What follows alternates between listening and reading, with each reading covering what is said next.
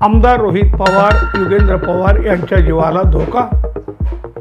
राज्यभर लोकसभेची निवडणूक होत असली तरी बारामती मतदारसंघातील निवडणूक ही लक्षवेधी आणि वादाची ठरू लागली आहे। राष्ट्रवादी पक्ष फुटला तसं शरद पवार यांचं घरही फुटलं आणि आपापसातील वाद आता चव्हाट्यावर येऊ लागले आहेत। सुप्रिया सुळे आणि अजित पवार यांच्या पत्नी सुनेत्रा पवार यांच्यात ही लढत होत आहे, पण अंतर्गत वाद मात्र टोकाला जाऊ लागले आहेत। अजित पवार हे दडपशाही करीत असल्याचा आरोप शरद पवार यांनीही यापूर्वी केला आहे। सुप्रिया सुळे तर सततच हे सांगत आहेत। त्यातच आता आमदार रोहित पवार आणि युगेंद्र पवार यांच्या जीवाला धोका असल्याचे सुप्रिया सुळे यांनी म्हटले आहे। त्यामुळे खळबळ तर उडालीच, पण चिंता देखील व्यक्त होऊ लागली आहे।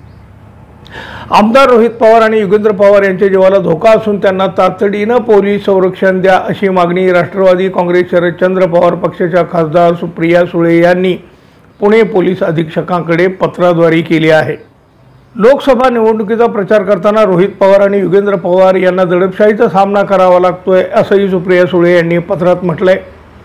2 दिवसापूर्वी अजितदादा समर्थकांनी युगेंद्र पवार यांना भर रस्त्यावर घेराव घातला होता, याची चर्चाही राज्यभर झाली होती। आमदार रोहित पवार आणि युगेंद्र पवार संविधानिक पद्धतीने शांतपणे लोकशाही मार्गाने लोकांशी सुसंवाद साधत आहेत, परंतु काही ठिकाणी त्यांना दडपशाहीचा सामना करावा लागत आहे।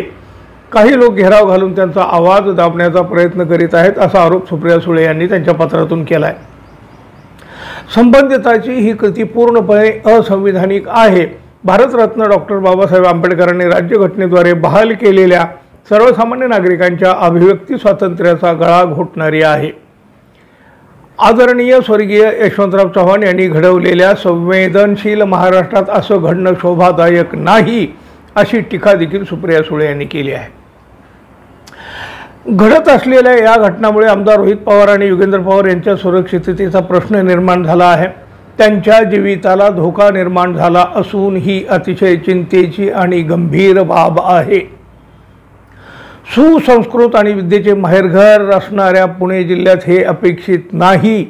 यामुळे आपणाकडून आमदार रोहित पवार आणि श्री युगेंद्र पवार यांच्या सुरक्षिततेसाठी योग्य ती खबरदारी घेऊन त्यांना आवश्यक ती सुरक्षा तातडीने पुरवण्यात यावी अशी मागणीही सुप्रिया सुळे यांनी पोलिसांकडे केली आहे।